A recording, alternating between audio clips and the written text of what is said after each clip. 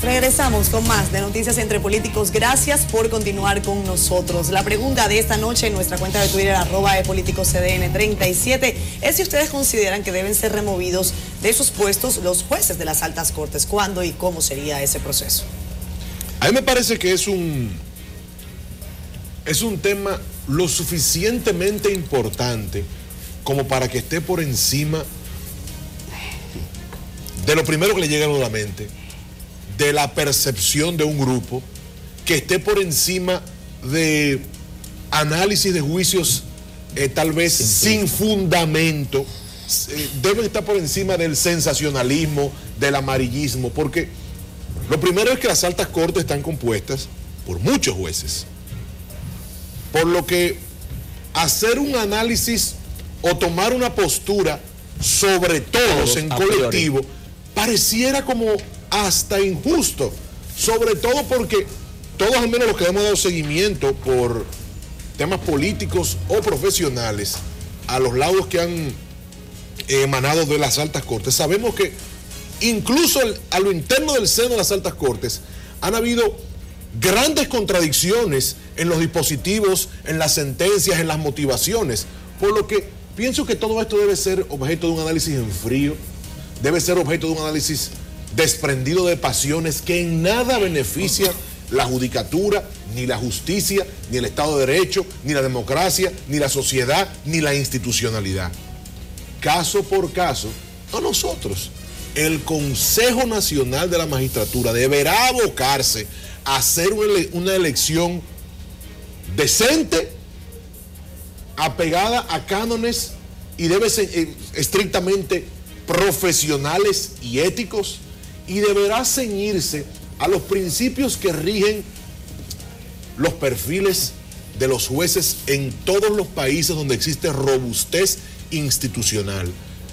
Yo siento muchísimo aprecio y admiración por muchos jueces de distintas o de todas las cortes, razón por la cual hacer, reitero, una evaluación en general podría ser, además de temeraria, no necesariamente objetiva.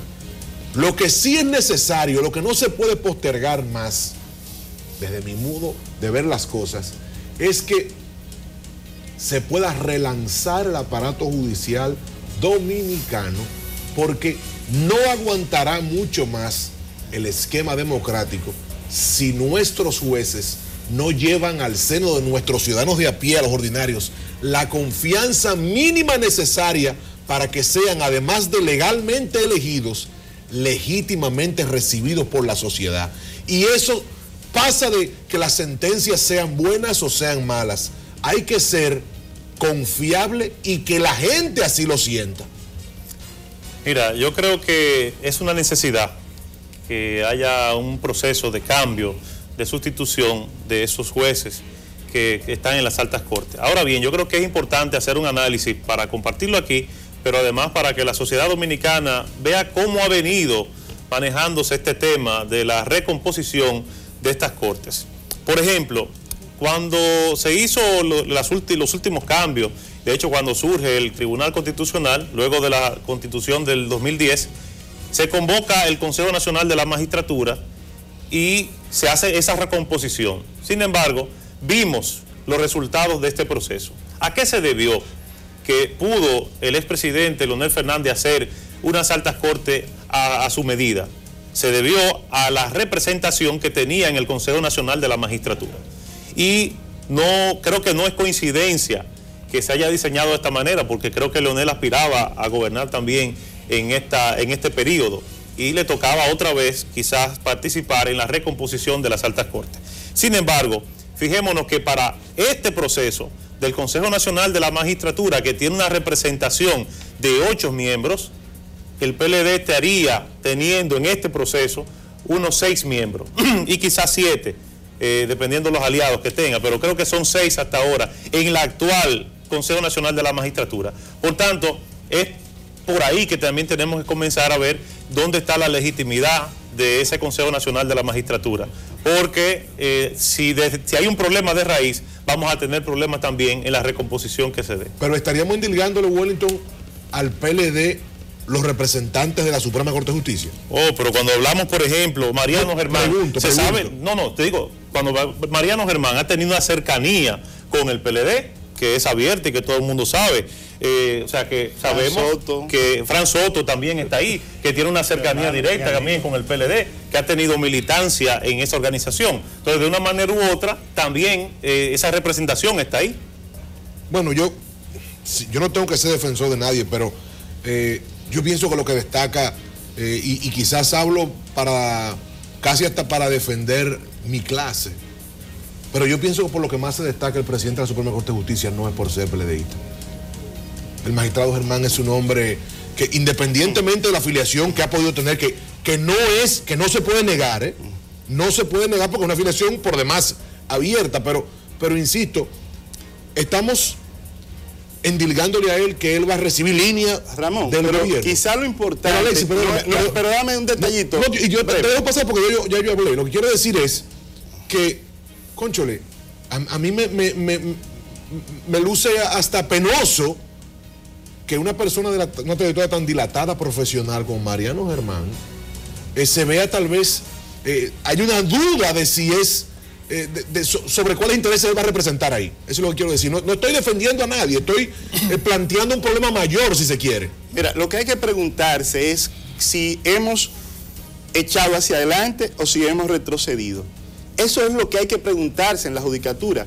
Si vemos la Suprema Corte de Justicia, a todos los ciudadanos tú le puedes preguntar, ¿qué ha pasado con la Suprema Corte de Justicia? Antes y después.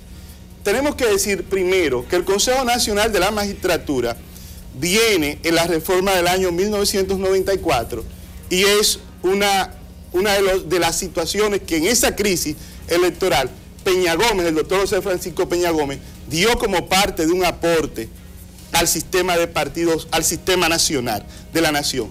Que antes de eso, las sentencias se decían que se hacían en oficinas.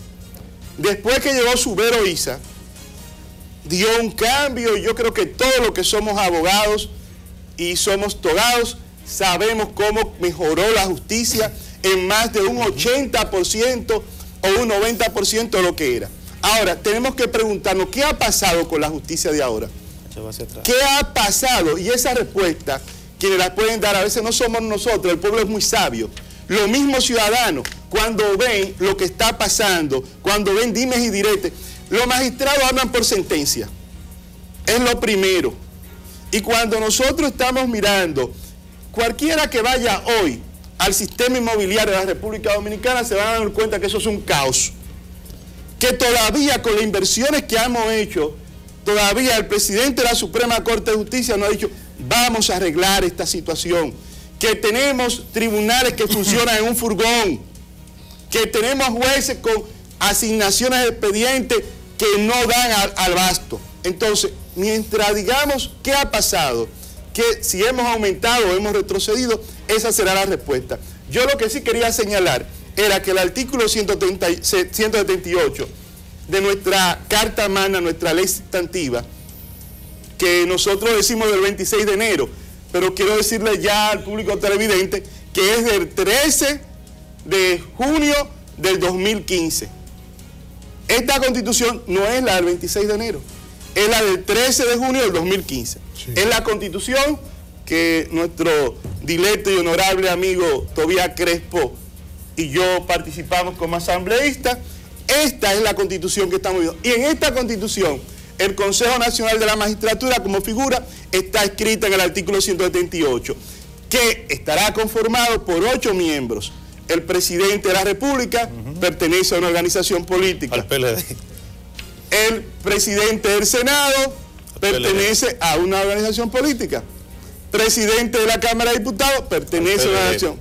Procurador General de la República o va a pertenecer. Entonces, Mariano Germán, presidente de la Suprema Corte de Justicia, un diputado contrario al presidente de la Cámara de Diputados, un senador contrario al presidente de la Cámara del Senado y uno que fungirá como secretario que lo elegirá la Suprema Corte de Justicia. Esos son los 8 miembros.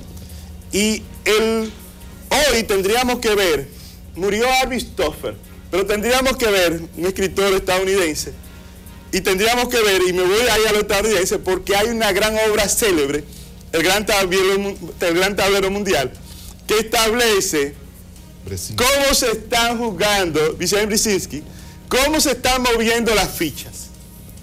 Antes, mi querido colega y amigo decía, no, que una gente se hizo un traje a su medida.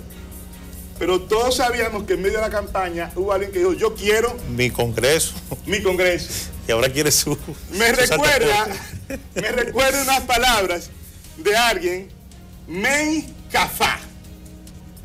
Si usted, Mi Lucha, es una obra célebre. Me can. Sí. Mi Lucha. Lo que pasa es que no lo mencioné bien en alemán. Mi lucha, entonces hoy tendremos que ver cuál es la lucha que se tiene. Yo quiero que esto no sea una lucha personal, que no sea una lucha de una persona, sino que sea una lucha del país. Y lo que todos debemos apostar es que los nuevos que vengan sean las personas idóneas, que puedan tener cualquier tema de participación o simpatía política, no es lo importante. Lo importante es que cuando vayan a tomar decisiones, lo hagan pensando en que la República Dominicana es de todos, que la República Dominicana no es de una organización, no es de un partido, no es de un sector, y que sus decisiones tienen que estar apegadas al imperio de la ley. Como decía Sócrates, es mejor la ley con sus defectos que la mera ausencia de ella. Solamente decirte una cosa muy breve, Tobías, muy breve, para un poquito aclarar este proceso de cómo ha venido el PLD queriendo ganar mayor presencia en el Consejo Nacional de la Magistratura para poder imponer sus modelos. Yo quiero señalar, por ejemplo, en el 1996, en la convocatoria del Consejo Nacional de la Magistratura, el PLD y sus aliados tenían representación de 3. En el 2001, ahí tenían 1, que fue el gobierno del PRD. Pero en el 2011 tenían 5. Y ahora, en el 2016, estamos hablando de 6. ¿Qué quieren con esto? Garantizar un poco el poder dentro de ese Consejo Nacional de la Magistratura para imponer y hacer el traje tal cual a la medida, que no le falten costura por ningún lado.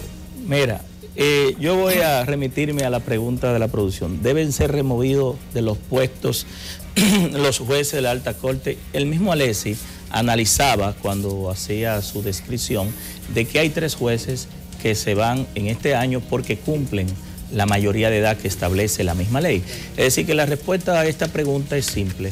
La misma ley que conforma cada uno de estas altas cortes establece los tiempos, los plazos y las condiciones por las cuales cada uno de estos magistrados de la alta corte debe ser removido del puesto o deben ser reevaluados, porque también establece que algunos de ellos pueden ser dejados en el puesto basado en lo que nosotros aquí analizamos, los perfiles, la evaluación de cada uno de ellos, el desempeño de esos jueces. Es decir, que algunos de ellos, cuando toque el plazo y cuando el Consejo Nacional de la Magistratura convoque y lo entienda pertinente, pues pudieran ser removidos, otros podrán quedarse en sus puestos. Y ha pasado en otros escenarios de esta conformación del Consejo Nacional de la Magistratura. Ahora, el tema de la mayoría o no está establecido en la propia Constitución de la República. Si es de 2010, del 2015, o era la que tenía Hipólito antes de modificar e imponer la reelección para su provecho, es la Constitución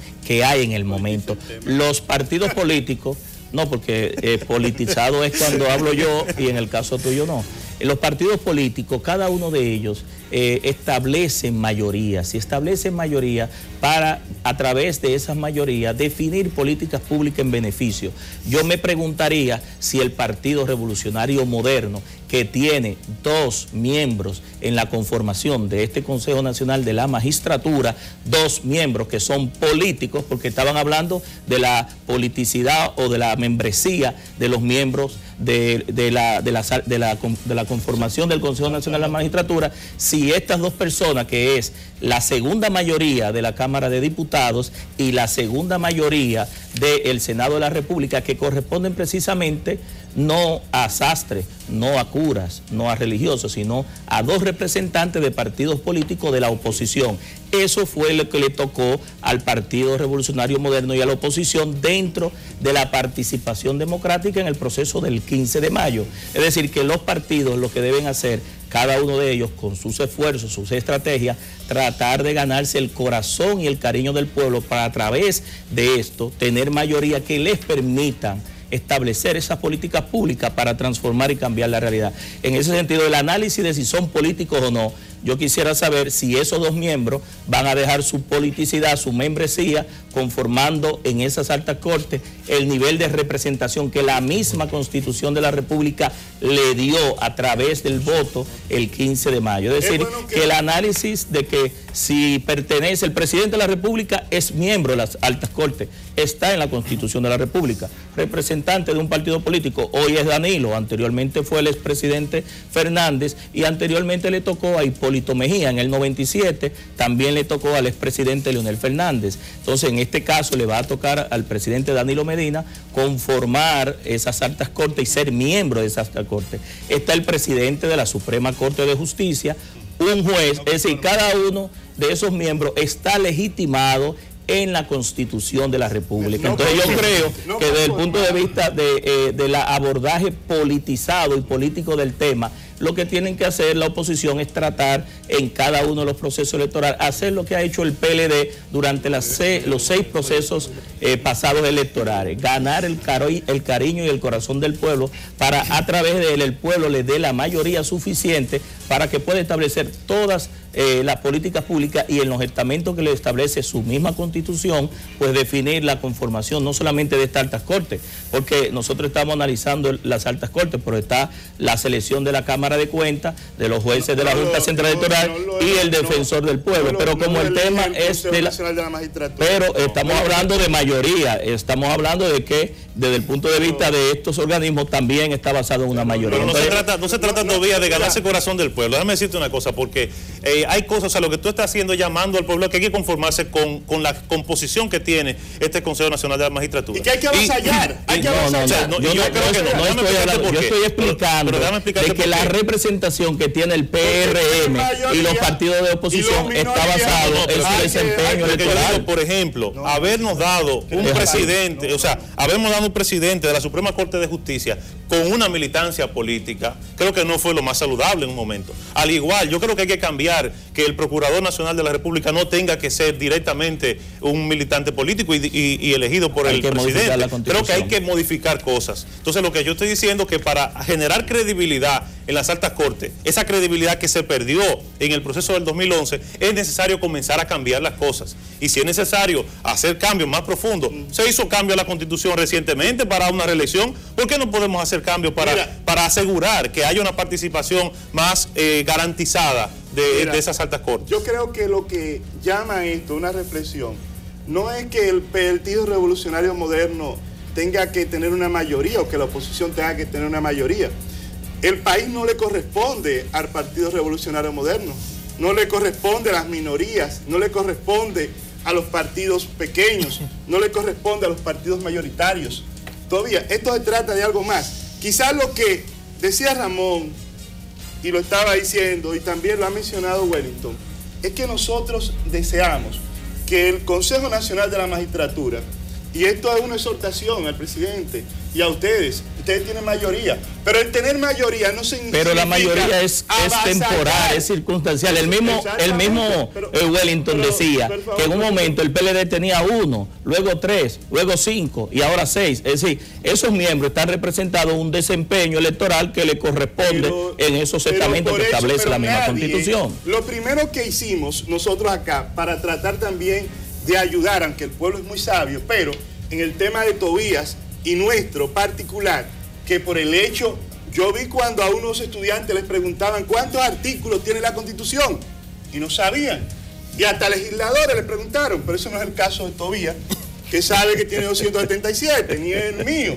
que el anterior tenía 120. Entonces, ese no es el caso de nosotros.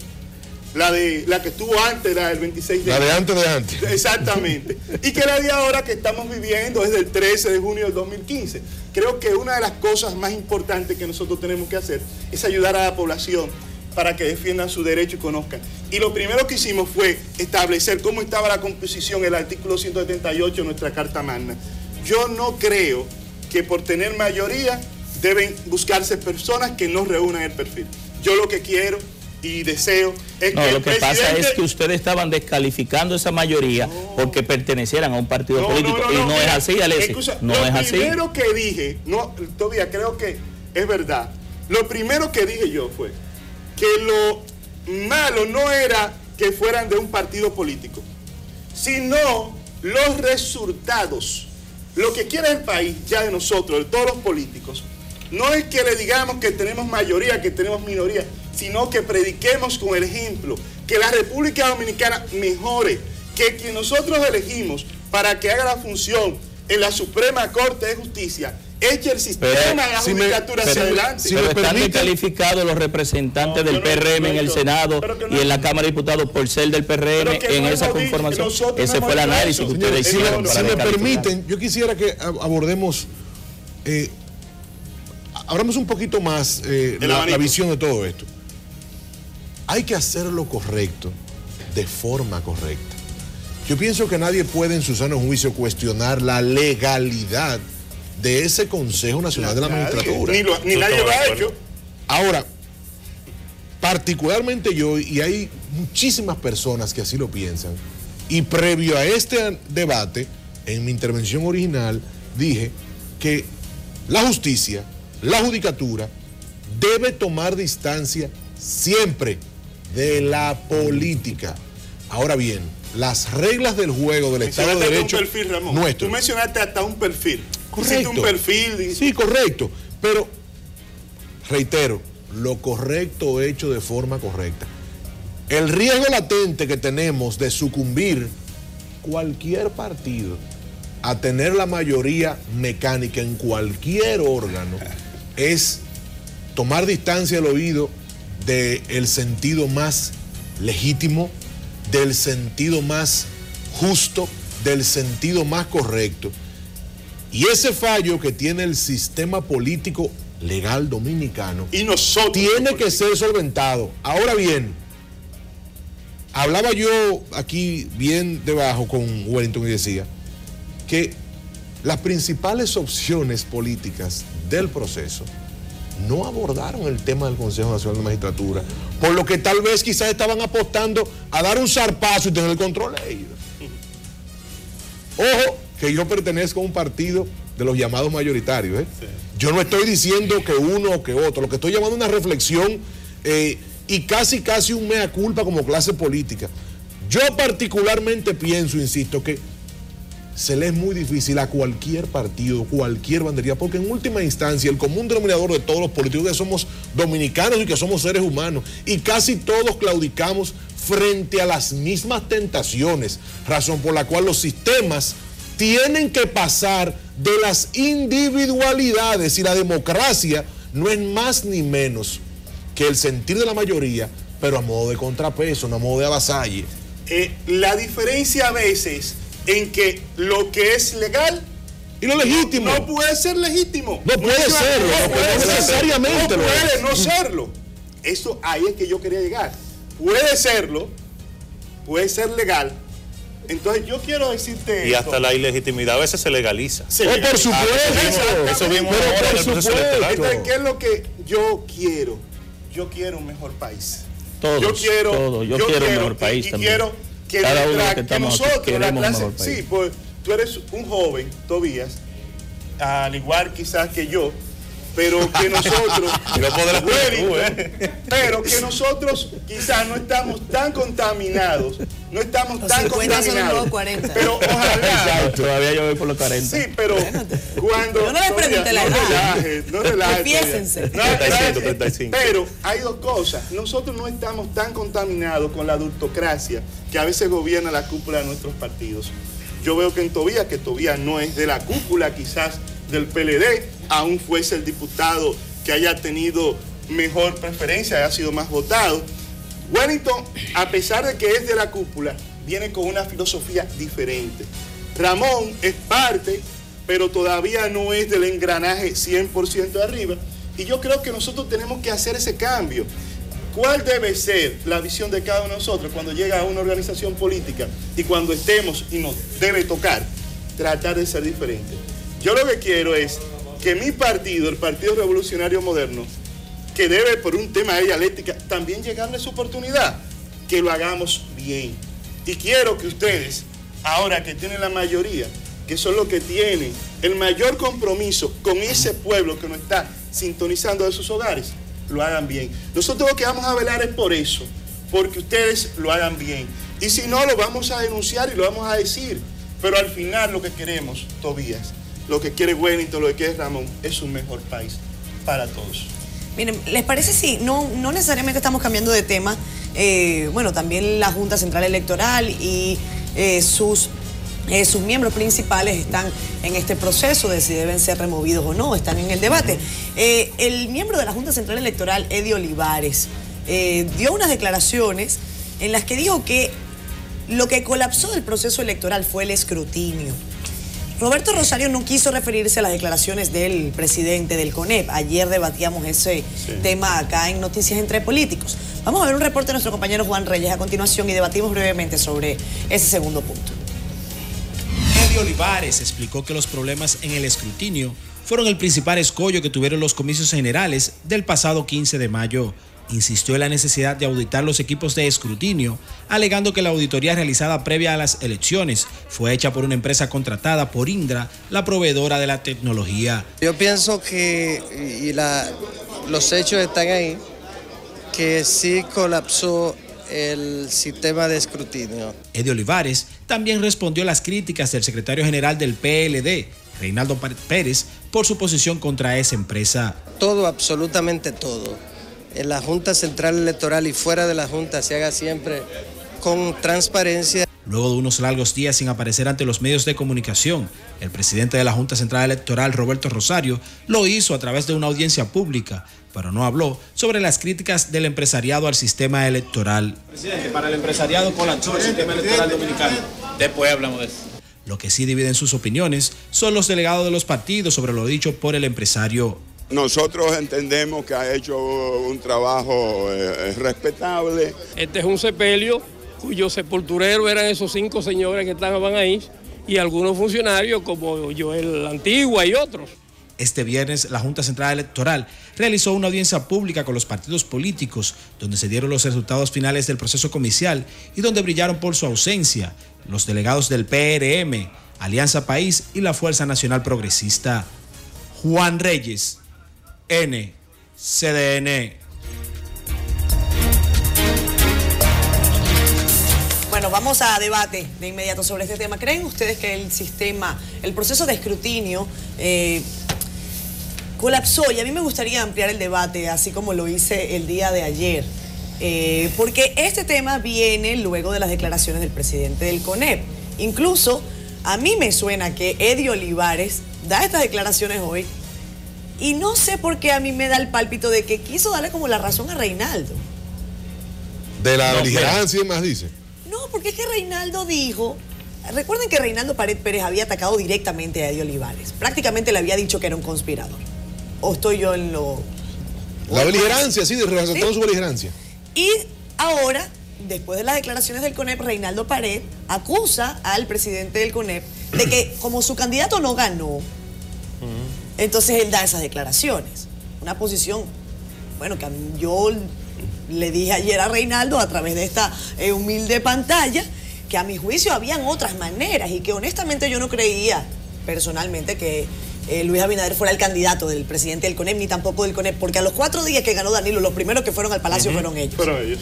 Correcto. Entonces, ahora Eddie Olivares sale a dar estas declaraciones que se parecen mucho a lo que dijo el presidente del CONEP. Entonces no sé si es como para echarle más fuego a la candela. A leña al fuego. Sí, ¿qué piensan? Para mí, independientemente de lo que dijo el presidente del CONEP, independientemente de lo que dijo el secretario general / senador del distrito, independientemente de lo que dijo el juez Eddie Olivares, señores, es inocultable. No hay forma de defender que el proceso de escrutinio colapsó. Estamos hablando de que los llamados escáneres no funcionaron en más del 80% donde estaban instalados. Pero en adición a ello llegaron 15 días más para contar manualmente. Después de, no muchos problemas, no, pero hubo muertos, bombas, heridos, conatos de irrumpir en oficinas, militarizaciones, acordonar juntas municipales. Evidentemente de que colapsó, y colapsó no solamente de manera tímida, colapsó en grande. Lo que pasó aquí, hablamos de retroceso de la justicia ahorita. Yo pienso que si hay un estamento del Estado que hay que reformar, y reformar de manera importante, aparte de la policía, como hemos hablado en estos programas últimamente, es el órgano tutelar electoral del país. Porque hay que dar un retroceso quizás de 30, 40 años. Lo que ha ocurrido aquí no ha sido un chiste, ha sido un desastre mayúsculo. Y olvidémonos y dejemos de lado los juicios de valor, de si fue tendenciado, de si no. Tomando nada más de manera fáctica lo ocurrido, lo que pasó aquí parece más una película, una obra de Dostoyevsky. O sea, es una cuestión dantesca lo que ha ocurrido aquí, señores. Al día de ayer, yo veía en las redes que había una diputada que decía que del PLD que le estaban despojando de una curul, del oficialismo. Todos tenemos que sentarnos con la cabeza fría y aportar para que el sistema electoral del país pueda relanzarse. Sí, mira, lo que habla el magistrado Eddie Olivares sobre el tema del escrutinio, que para nadie es un secreto que hubo fallas, hubo debilidades, y por eso se tuvo que esperar 2 semanas, 15 días, para que en algunos de los centros, en los colegios, donde no se llenó la famosa acta C1, que precisamente era un acta donde hubo muchas informalidades y muchos problemas de que no se llenó, se pudieran escanear una a una y llenar esas actas C1 para poder producir los resultados de los diputados preferenciales. En ese sentido, en el proceso de escrutinio, ¿quiénes participan? Los funcionarios de la mesa, sí, el presidente de la mesa, el secretario, los vocales, los delegados de los partidos políticos. Pero ¿qué tenía este proceso? Tenía la inserción de la tecnología, una tecnología que, como bien explicó el mismo presidente de la Junta Central Electoral, en algunos de los casos, creo que en un 60% funcionó y en un 40% no funcionó. Pero también se explicó que hubo descuadre entre cuando Jaime tiene un boche, el acta y el acta manual que llenaban los mismos funcionarios de esas mesas. Arely duró una vez el escaneado y el llenado manual, porque un mes sin ir a trabajar no se pudo, y incluso en algunos sitios hasta no se llenaron esas actas y hubo que recomponer. En ese sentido, yo creo que ese escrutinio y un plan de contingencia que le permitiera a la misma Junta Central Electoral dar respuesta rápida a una expectativa, a una incertidumbre sobre unos resultados donde el pueblo habló, donde el soberano pues se expresó de manera vacía con ellos alimentaron con una abstención de un 35%, de 30% que hubo de abstención. Es decir, que hubo un 70% del pueblo dominicano que participó de manera activa. Entonces, todos estos procesos han llevado a la discusión grande que se ha dado de que es inevitable y de emergencia la aprobación de la modificación a la ley electoral y de la ley de partidos políticos. Una discusión que lamentablemente vamos a tener que esperar a los nuevos legisladores, porque en este escenario que tenemos actualmente, donde el partido de oposición está en los procesos de impugnaciones, y nosotros tenemos en 2 semanas, es que la Junta Central Electoral va a entregar. O sea, no hay ley electoral en este periodo. Es que es difícil, es decir, en este escenario que tenemos, la legislatura termina el 25 de julio, es decir, nada más tenemos 23 días. En 2 semanas el Congreso tiene que revisar las actas del presidente y vicepresidente de la República. La Junta entregar esas actas de elección, certificado de elección al presidente, al vicepresidente, a los legisladores, senadores y diputados, y también a los alcaldes, directores de distritos municipales, vocales y regidores. Y luego de completado ese proceso está la juramentación. La legislatura termina el 25. Entonces, la ley de partidos políticos va a obligar a un pacto político. Tú no puedes aprobar una ley de partidos políticos sin un consenso, incluso de los partidos minoritarios, que son parte importante dentro de lo que es las minorías de la ley de partidos políticos. Sí, creo que Olivares incluso se queda corto, porque es más allá, no solamente el escrutinio, falló la seguridad electoral, vimos como en Santo Domingo Este más de 400 valijas que llegaron abiertas y llegaron 2 días después del proceso electoral, pero también pasó en el Distrito Nacional. Vimos también boletas presidenciales que fueron anuladas, que fueron perdidas. O sea, fue mucho más allá. Y creo que es importante hacer todo un proceso de cambio en la Junta Central Electoral, porque hay que cuestionar lo que ha pasado aquí en la República Dominicana en este proceso. Es 3.000 técnicos. Lo que dice el magistrado de Olivares tiene toda la grandilocuencia del mundo, porque lo dice y cómo lo expresa. Pues realmente, yo creo que si fuera el presidente de la Junta Central Electoral elegido en la próxima sería Edil Olivares. Profesor, tu maestro. Es mi amigo, es verdad. Pero tengo que decirlo, no por eso, sino porque 3.000 técnicos renunciaron, faltando varios días para el certamen. No, la noche anterior. La madrugada. Sí, pero el día de la madrugada. Hay que preguntarse. Pero también, nosotros que vivimos eso en los mismos centros de votación, veíamos cómo las personas, gracias a Dios que se estableció que se podía manualmente, nosotros veíamos las grandes filas tortuosas de la gente que estaban intentando no solamente el escrutinio es la parte final de contar, sino de la gente ponerse presente, de que se supiera que la gente iba a votar. El registro del concurrente. Ni siquiera el registro del concurrente funcionó.